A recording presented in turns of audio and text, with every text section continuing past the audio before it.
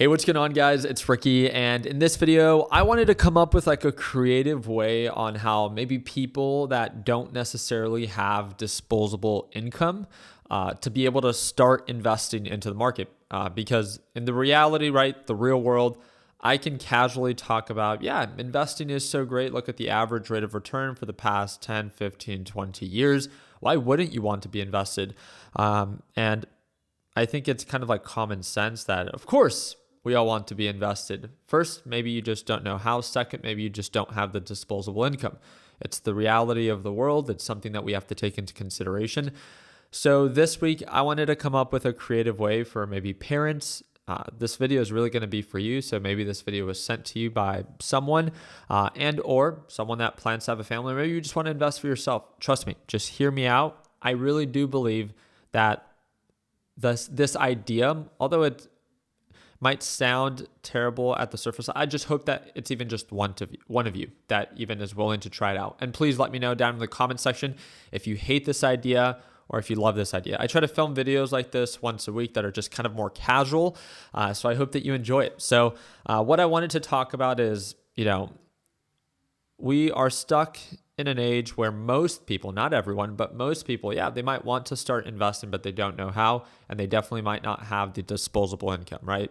Cost of living is incredibly high. We have to take that into consideration. So I was like, it just really went throughout the week of like, how can I come up with like a creative way that doesn't feel like it's being like it's money that's being taken away, that can be invested, right? And I have to give credit to my little sister. So my little sister was asking me if I had like an extra phone, and I get new phones every single year. I know on average, I had a sales-based job. It was actually one of my commission-based jobs that helped me qualify for my first house. And I know that when it comes down to phone sales, these phone companies let you upgrade every 2 years, right? And when they let you upgrade every 2 years, you don't necessarily have to trade in your old phone.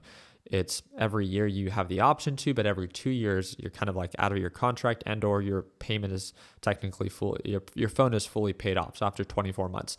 So I was like, okay. When I looked at these phones, I was like, hey, these phones have value, right? I might upgrade every year, but I know on average in the most casual way, people often maybe tend to upgrade every 2 years. I don't know if that's necessarily the case, but I was like, let me just run with it. And again, I'm not saying that this is the case for everyone. And I know everyone's not an iPhone user. So again, for the few people that this might be applicable for, you can take this concept and apply it to anything. So I was like, okay, after 2 years of an iPhone, right? We all know that iPhones are like $900 to maybe $1,000 based off of a recent update that we've heard from Apple. They're supposedly going to be a little bit more. Nonetheless, realistically after 2 years, what are they worth?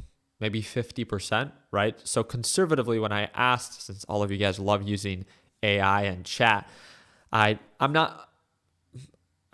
see value in the technology, but I also like kind of doing my own due diligence. But I did find it useful when it came down to this, right? I asked it a very simple question, and I was like, hey, what is the average, dollar amount that an iPhone sells for after 2 years? And they said 40 to 50%. And I think that's pretty realistic. So you buy $1,000 phone. After 2 years, it might be worth $500, maybe $400, maybe a little bit more, but conservatively $500. And this is where I was like, hey, what if, again, you're spending all of this money on these like consumer goods, right? You're indulging, and this could be applicable in any way, right? Whatever it is that you indulge on. Maybe you're a big, phone nerd, maybe it's a camera nerd, computer nerd, whatever the case might be. And I don't want to hold back your quality of life and where you see value. So let's say that you do upgrade every 2 years and you have that old phone. And the reason I brought this up for my little sister is she asked me if I had an old phone, and I was like, hey, wait, this has money, this has value. If I needed to, I just have it sitting there. If I made it a habit that every 2 years, as I upgrade to my new phone, which tends to be around the second week of September. That's normally when iPhone releases their new phone. This is every year, but let's just take every 2 years into consideration.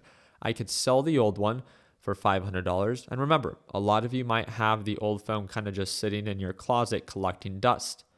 I was like, how can I come up with a creative way for parents and or for casual investors that want to be invested but don't have that disposable income to get invested? Again, I don't want to interfere with your quality of life. I don't want it to make it feel like a drag. If you were to sell, again, if it's not broken, I get it. There's always like excuses you can come up with. Maybe take better care of your phone, right?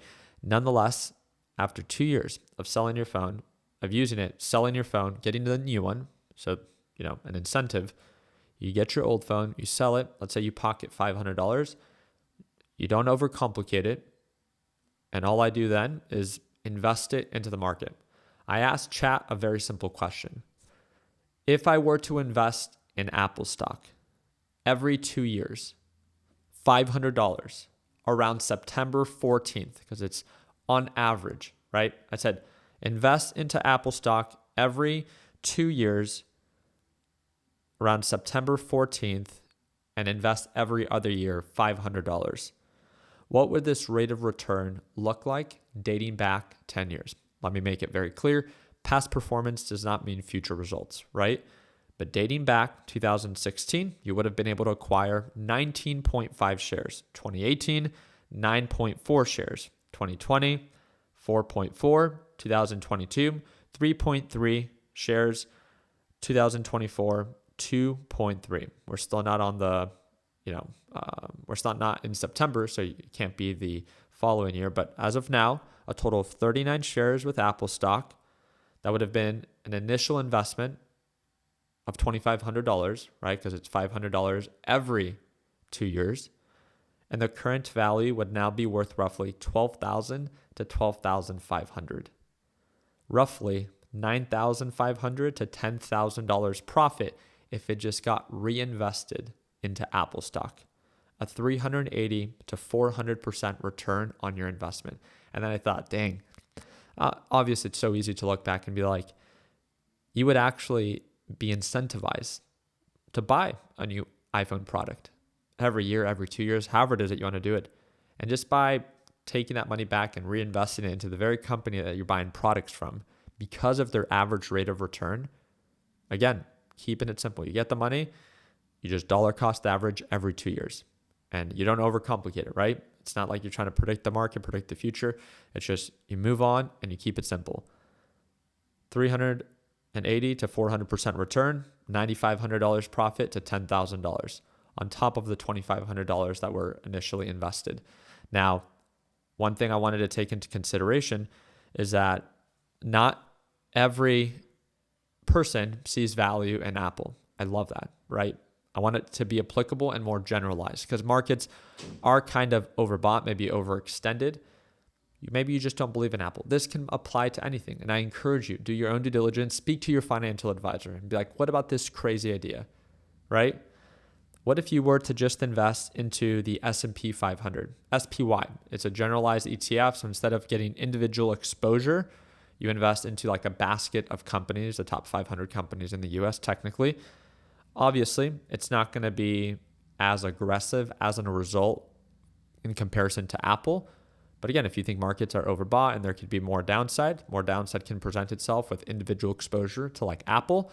So maybe you just want it to be more generalized and you just invest into that index, right? S&P 500, top 500 most valuable companies. You just invest into that index, which is an ETF. It's a 1-for-1 ETF. SPY, feel free to look it up. Ask your financial advisor. $500 invested every September 14th, looking back 10 years. This would mean that with $2,500 initially invested, 2016, 2.75 shares, 2018, 1.72, 2020, 1.48, 2022, 1.25, 2024, 0.89, total shares, 8.1 shares. Current value would be $6,400, $6,200 to $6,400. Profit, $3,700 to $3,900. A total of $2,500 invested could have turned into $3,700 to $3,900, which is 150 to 160% ROI. So at that point, if you would have done that, it looks like, because you would have had 5 chances to have invested since 2018, 2020, 2022, 2024. Out of the $1,000 you would have invested, you still would have lost a little bit. So it didn't hedge it as well as investing into Apple, but it's general exposure, right? The biggest bottleneck that a lot of people are experiencing right now is there's no exposure. All you're hearing about is the rich continue to get richer. Why? Because they're invested and the poor continue to get poorer. Not just because they're making less money and there's a gap between income and there's a lot of different variables, but a big variable of this is markets are trading at all-time highs. A lot of people in the labor market are feeling the pressure. And a big contributor to that is the wealth that is being generated in the market, which again, the stock market is not a representation of how the overall American economy is doing, but it does make up a large amount of the reason people are so wealthy. So just to get some form of skin in the game, because I think we can all agree that especially as things might feel hard and you might not have that disposable income, how can you think about it in a creative way that doesn't take away from your current quality of life, but still allows you to get invested? And I just wanted to share this idea with you. I mean, this idea can be nothing, because if it is not followed through with action and consistency, it will amount to nothing. But for some of you, even just one of you, I hope that it just motivates you to open up an investment account, or approaching the up and coming month where Apple tends to release a new phone. As my sister was asking me, she's like, I'm thinking about getting a new phone. Do you think I should get one now or upgrade? And I was like, how cool would it be? She's about to have a kid. And I was like, man, to be able to come up with a creative way where it doesn't take away from your disposable income and just allows you to invest with, obviously, hardware that you already purchased, but it allows you to invest into your future or maybe your family's future. And hopefully by being invested and then seeing that average rate of return over a long period of time, maybe it encourages you to invest maybe a little bit more whenever it is that you see to be fit. But if you never get started, you will never know, and you'll never have that exposure. So again, might be nothing, might be something that maybe for some of you just encourages you to get invested. I just thought it was a creative way on kind of how to get started. So let me know down in the comment section what you think. If one of the biggest bottlenecks might be that, oh, I don't know how to start investing, I'm going to share 2 links with you down in the comment section. The first link is going to be the trading platform and investment platform that I use. You don't have to use it, but they do offer you free shares just for signing up. And you can have an initial deposit of just a few bucks, right? You can fund it whatever it is that you want. And it's going to be the first link in the description down below. It's completely free to use, and it's US regulated. I do not use any offshore broker. I would not encourage that. I don't feel like my money would be safe there. This is a US regulated brokerage. You're welcome to use whichever one you want, but if you want the sign up bonus, they will offer you up to 12 free shares, and you'll earn about $36 minimum, $3,600 maximum if you get, the max amount of free shares, because they offer you NVIDIA, SpaceX, Tesla fractional shares. So again, if you invest $100, they'll give you 12 free shares, and it's a 36% return right there, right? Just by setting up the deposit, you get the 12 free shares, and fast forward, a few months from now, or a few weeks from now, if you end up not liking it, you can always switch to another brokerage and you still get to keep those free shares. So again, that's the first link in the description down below. The second thing I want to share with you is it's going to be a YouTube video for parents that just had kids or plan to have kids in the up and coming future. I shared this with my little sister. There's Trump accounts. I don't care about your political preference or opinion. This is for your family. It's tax-paying dollars that are there for you. It's $1,000 you get for free just for signing up. We did it for our son that was born in 2025. It's $1,000 and all you have to do is claim it. I show you step by step on how to claim it. That's it. It's $1,000 free dollars. And if you do nothing and it's just invested into the general fund that they invested into, it can turn into $5,000 by literally doing nothing and just compounding for the next 18 years. And you might be like, well, Ricky, in 18 years, $5,000 isn't going to be worth nothing. Well, you know what's worth nothing? Nothing. So it's better to have something than nothing at all. And again, I just hope that this, even if this is all you do today, open up a brokerage account and get your $1,000. That's it. After that, hopefully this encourages some of you to be creative, find a creative way to be able to invest into the market. And I just wanted to share this idea with you. So again, very excited for what this week has to offer. We have some pretty interesting companies reporting earnings. And for those that want to get a little bit more invested, I do trade live every morning. This is something where, again, if you want to check it out, it is also going to be linked down below. They're my daily live sessions. It's my LPP 3.0 team. But those are for those that want to be a little bit more proactive and learning more about the stock market and what it has to offer. So again, it's going to be linked down below, and maybe you can join us for one of our live sessions. So I appreciate you guys' time. I hope that we're in a thumbs up. Please consider subscribing. And like always, let's make sure that we end the year on a green note. Take care, team.